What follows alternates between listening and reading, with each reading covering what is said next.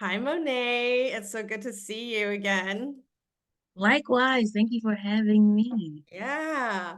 I thought we should have this conversation after our last conversation where we talked about how our worth isn't connected to our work. When you said that, I was just like, whoa, yes, we need to have this conversation. Yes. um, what made you kind of say that, or what made you think about that in terms of work and worth?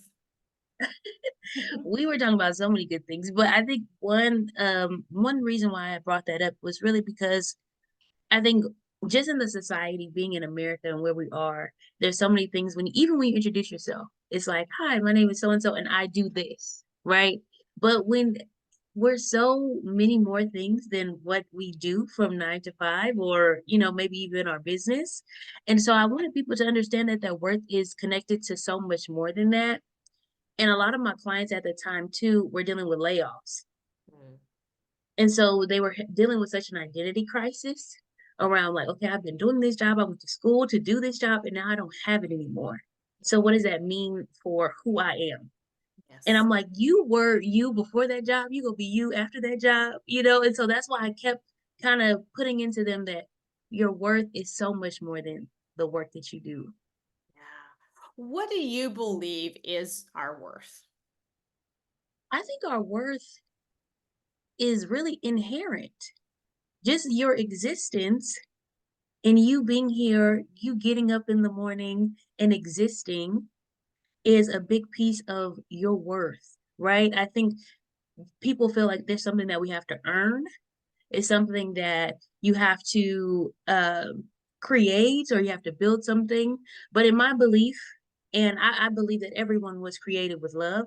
I believe everyone was created with light, and they bring something to the world. Whether if you just smiling at someone who is having a rough day or giving an encouraging word, that's a part of your worth, Mm. right?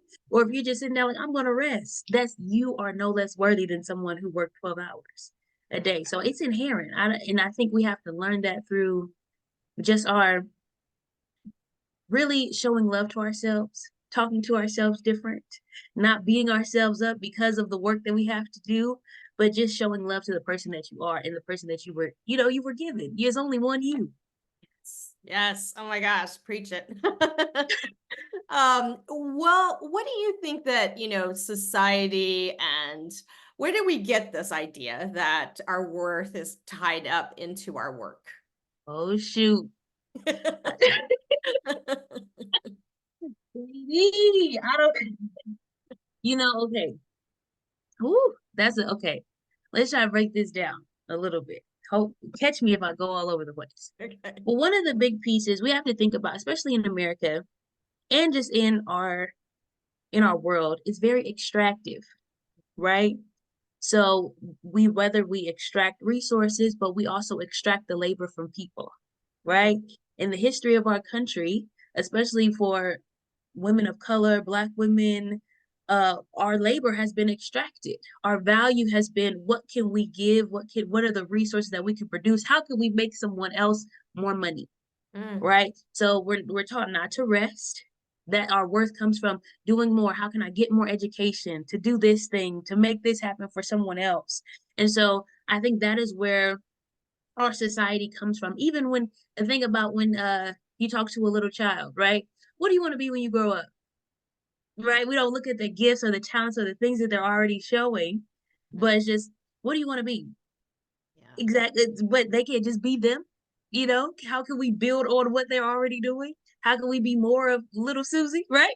Yes. So I think most of that is really ingrained, is woven into our society and what it's built upon, right? All the things that we've taken, extracted, and now it's just ingrained into us as people, and it's something that we really have to unlearn and understand that we can still be worthy people when we rest. We're still worthy when we, of course, do the work that we want to do and what we're passionate about, but knowing that there is a balance between both, and also where that framework comes from.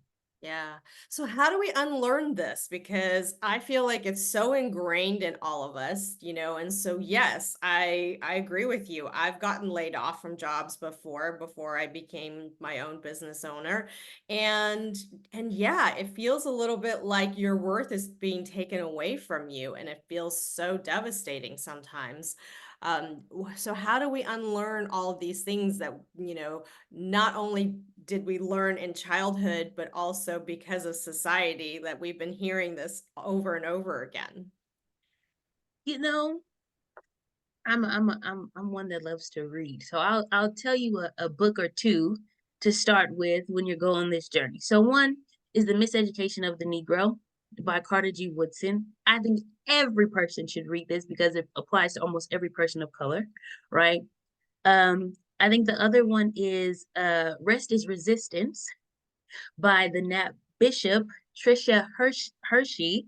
And she really dives into how we have been taught the same things, how our bodies are meant to work, how we work them to the bone. Many of our family members, and at least I know for me, work past the 9 to 5, work so many hours, and you can see their bodies going down because they were just trying to keep a roof over people's head. But when those times that you can, and I know we're still in the capitalistic society, I'm not telling you just to, you know, to forget it all. I'm just gonna Yes. sit home or they said rest, no. I'm saying, but find moments of peace and rest that are actually for you.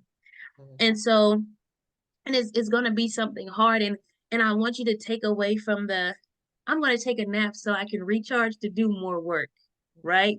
Because that's why a lot of us like, okay, let me take this little nap and I can do more. No, I want you to rest your eyes because you just deserve rest. mm, Even if that's 5 minutes, just a little something. And it may even feel like stolen time, may feel like something that's bad at first, but then that 5 minutes becomes like, okay, I can rest for 20 minutes. Or rest may look like reading your favorite book, right? And just finding silence and peace and reflecting and also thinking about who you are as a person. And mm, so asking yourself different questions like, who am I? Like, what are the things that make me up? Like, what am I made of? Right. And yeah. you could be poetic, like I'm made of love, like I'm made with my mother's hands, like, all those things, but really understanding that the things that make you up are more than just your job, more than what you're doing for people, right? And Yeah. how can you begin to stop the people pleasing or self abandonment for others and really feed into yourself and Mhm, taking the time to learn that? And I think the time that it comes with like learning and unlearning is really sitting with yourself mhm, and hearing some of those thoughts and really learning your body again and mm. not just feeling like a cog in a wheel. Yes. And you're basically saying that rest is showing yourself that you have worth, right? Because you are worthy of that rest, Mm-hmm. right? Mm-hmm. And It, I don't know. I mean, that's a pretty radical thing to to talk about, right? Even though it doesn't seem radical, right? Like I think on this unconscious level, we all know we need rest. We should be resting, giving ourselves some time to have that inner peace and quiet. And yet, it's so challenging for a lot of people, right? Especially women, because we're kind of conditioned to always be going, going, going. So we're the ones who are, going to work and then coming home and taking care of our children and doing the housework a lot of mm-hmm. the times, right? And so just that concept of going, okay, I'm just gonna take some time out for me and rest. Mm-hmm. I know it feels I know it feels hard and crazy and radical, but okay. So think about this. As we learn the things that even you just said, right? Like women have two jobs, right? We have our job we go to 9 to 5 or maybe longer, and then we go home, we take care of our kids, we wash the clothes, we doing their homework with them, all that type of stuff, right? And so you are you are at capacity almost all the time. Mm, So to shift some of that around, you have to learn how to take breaks and also ask for help, mm, right? So that we'll be thinking about, okay, so what does my ideal life look like? What does it feel like? How do I feel? mhm. Do I always feel tired? Do I always feel run down? Is that ideal for me? right? And then I think it's seeing like, where are these resources of help? Can your partner help you? Are there family members? Are there after school programs that the children can go to so that you can find an hour where you take a break, get your hair done, do something, right? Take some Yes. rest take some time out for yourself. Mhm. And then it doesn't even have to be something that you pay for. I think I'm always like, oh, how can I implement more like just love throughout my day? You know, even if it's like putting in a bath bomb or a shower, a steamer or something like that, where it's just like, okay, this 5 minutes is my time to think, to Yes. reflect, Yes. to just recognize who I am, and just to take care of this being that's me, right? And it's not to just to do more, right? To continue to produce more, but just so that you can sustain yourself. Because the world and capitalism is always going to make you do work. Your boss is never going to take a load off your plate, right? Right. So how can you be the one that advocates for your own self-care, that advocates for your own rest? Because no one is going to do it for you, right? Mhm. People are always, that's where the noise comes from, is because people are always gonna, you're phenomenal. So people are gonna always ask you to do more stuff, right? So Yes. how can you stop that, right? But it's Yes. stopping that is you also kind of saying no to you Yeah. and being like, okay, no, I actually do need to take this time and force myself to sit 5 minutes and rest. Or to just, my grandma used to say, I'm just resting my eyes. And she would just close her eyes, you know. I'll flip the channel or something, and she would, hey, don't flip my channel. But she would just sit and rest her eyes. And so sometimes we just have to do that. Rest, because the world is still gonna go. It's Mhm. still gonna be loud, it's still gonna be noisy, but you have to create space for yourself. Yeah, so good, so good, and so powerful. Well, you mentioned in terms of where this kind of concept came from was, you've seen clients who got laid off, and then they all of a sudden felt like, their worth was taken away from them. Um, let's talk a little bit about that. So when somebody comes to you and says, "Yeah, I've been laid off," how can they start to build up their own self-worth, you know, even through it being so challenging and probably sad, and there's a lot of grief that comes with losing Mhm. a job.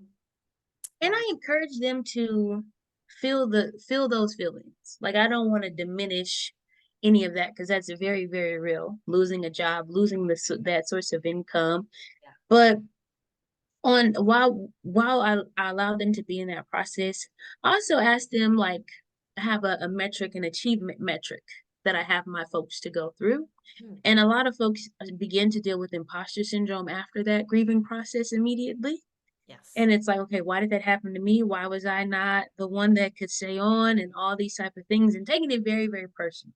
Mhm. And so I asked them to hold both truths. Mhm. One truth is like, yes, we're dealing with this right now. And the second is also all the things that you have done in your life, right? So whether that be at work, in your life, personal projects, taking care of family members, being able to overcome things in school, just to really write down all these things in this achievement metric. Mm. And then also hold the things that you are going through right now, the imposter syndrome. Am I ever going to get another job again? How am I going to take care of my family? Holding both. Mm. And so, but usually how it goes is there's usually the achievements and the things that you have overcame outweigh your fears. Mm. And then the other piece too is asking them exploratory questions and figuring out what are some of the things that we can explore in this time. Did you want to get another certification? Do we want to learn more things? Do we want to were there passions that you have or had that you had to kind of put to the wayside because you were going in this certain way in your job? And Mm. so as they begin to explore passions and gain even more certifications and things like that, other opportunities come with that. And Mm. so they like, okay, I'm more qualified and they get jobs. One person was on a 2-year hiatus when they came to me and was like, Monet, I feel stuck. I don't know what I'm gonna do. Right. But sometimes when you're constantly telling yourself, I'm stuck, I'm stuck, I'm stuck, you have to change. You just have to have somebody intervene and tell you, you're not stuck. You're Mm. not stuck. You're just feeling this way because of the situation and how you left it. We Yes. can move you to opportunity, right? And so just exploratory questions, actually seeing the truth of themselves, because sometimes we hold a mindset and a frame for so long, it's almost like we perpetuate it in our actual life situation. And Oh, so I had to just showing them how your words shape the world around you and to change those things and then put action behind it. And that's how we can move forward and find them other opportunities.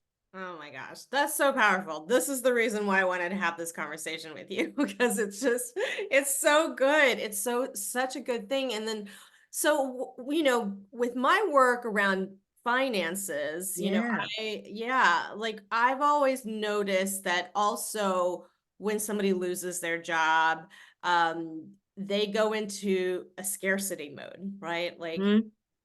fear comes along and they start to creep up and say, oh no, I don't know if I'm going to be able to make my rent this month or pay the bills, or and then very quickly the mind can go into, I'm going to be homeless. Yeah, next. the spiral. Yeah. Yeah, even if it's not true, it's like our brains play these tricks on us, right? And so when they're in that mode, it's sometimes it's hard to get out and be able to do things and think about other stuff that they may want to do, right? Like Yeah. take those certification courses or whatever. So when somebody's in that mode, what would you say helps you to get out of that? I know I was the rest and the kind person, but this sometimes I let them when they're spiraling and we're on a call, I say you got 10 more minutes of drama. They get all the drama out. Get all of it out. So they tell me all their fears. And then they just like, okay, I got 5 more minutes. So I'm gonna just start making more stuff up.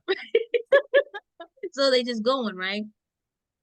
And I was like, now that was a wonderful story. Your brain loves stories, right? That's just how our brains are wired. They want to, you have a fact, like, okay, I lost my job, I have to figure this stuff out. And then your brain is like, okay, I lost my job, now we're homeless, now we gotta, fight and all this, we're just in this mode, but because your brain wants to understand the full context of the story, but you have the facts Mhm, and we can stop our brains, mhm. right? Because we can also tell ourselves another story.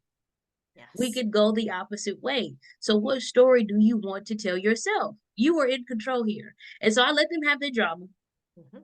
when we're on the call. Have your drama, get it all out. And then I wait. And then I let them know, like, this is so what is the story that you want to tell? What is the true story?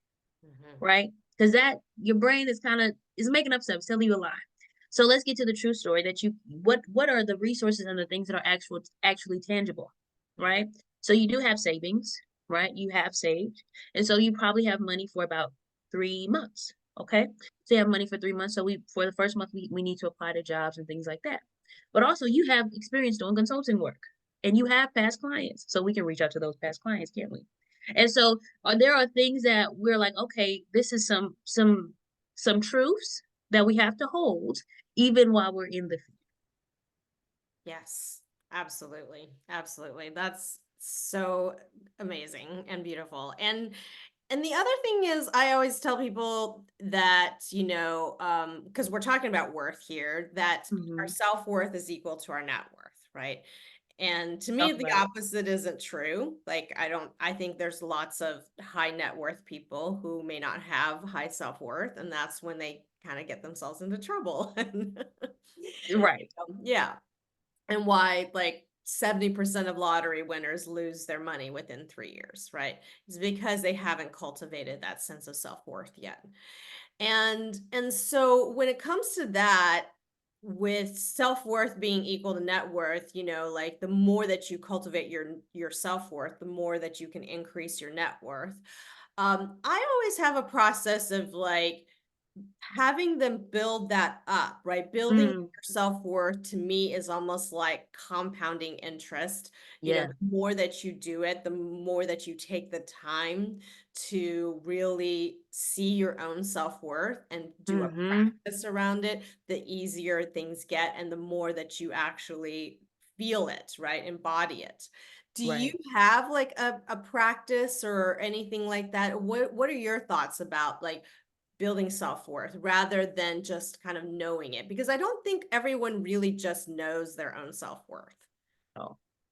Yeah, because we are told so many things about ourselves growing up. Society tells us, and then we internalize those things. Yeah. And so for me, I feel like how it had to happen for me was really around seeing someone, a coach, right? Like yourself, a coach, or a therapist to help you with those things that you have dealt with in the past, whether it be the traumas that have impacted your self-worth.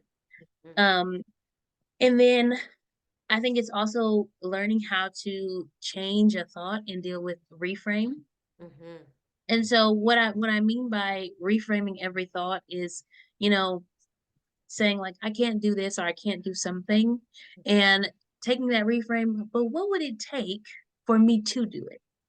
And Mhm. so then you can list out the options of like, okay, maybe if I reach out to this person or if I learn how to do this, then I can do it. Mhm. Right. And so I think always, even just being able to have those tools to catch a thought, because the thoughts are always going to be there.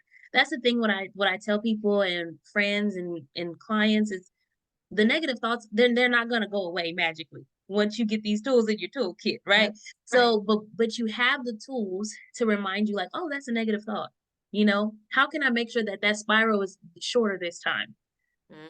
Okay, so how can I remember that I have to remember that I can weigh out some options, or I Mhm. can call a friend to help me remind me of my self-worth. I Mhm. think that was a thing that I had did, that had helped me a lot too, was to talk to friends about the things that I was going through. I no longer was trying to deal with it in my head anymore. Mhm. I talked to my therapist, like, what to do? Because sometimes when I'm by myself, I can't do it. Mhm. So I have to speak it out loud and tell my friends, like, yeah, I'm kind of dealing with this. I was like, wow, that's how you see yourself? No one sees you like that. You Right. know, like, and so sometimes we just have to have somebody around to debunk the things that we're saying in our mind. Mm. And so, and journaling, of course, I think that's one of the biggest things is really writing down encouraging statements, affirmations. And again, I love to read, so affirmations is something that helps me. Mhm. And then also understanding where I come from. Uh, I think the history of people and Mhm. how resilient folks are helps me with also myself. Of okay, I can do this thing, or I can just be, because that person was them, their whole self, and they were able to do these things. So I think those are the things that kind of I have to implement and have helped me and also clients. Mm. I love that so much. Um, yeah, I think that there there are these tools and things that we need to kind of cultivate. And the thing is, why is it that we can actually help our friends see their worth and we're not great at doing it for ourselves? I know that's a huge question, but it's and it's almost rhetorical, but it's so true, right? Like It is so true yeah. because because like that saying, like we are our own biggest critic, you Mhm, know, like we don't know how to be a friend to ourselves. mhm, And I know it sounds strange because there's always like that talk like don't talk to yourself or whatever. But it's so important to have conversations with yourself, right? Because there's like the growing you, mhm, right? So give your the growing you a name, right? And then the you that's having all the problems, like old angry over here, is having all type of issues, who's trying to hang on to you. But we got the growing you who also has to have the conversation and stop it. So I think we're just so used to that uncomfortable feeling or being uncomfortable in our bodies or always questioning our worth, right? So that we just keep those habits going. And mhm, so we have to really, like you said, cultivate those tools around talking to ourselves different. Um, even how uncomfortable it may be. If you're a person that needs to write little sticky notes down, and you know that you when you're in the mirror, it gets a little uncomfortable, have a few words of love up there, like you are amazing, you are beautiful, you are this, like you've grown into so many different things, like I thank God I wasn't where I was, you know? mhm, And so we have to say those things to ourselves. And if we just need those messages around our house, that's important.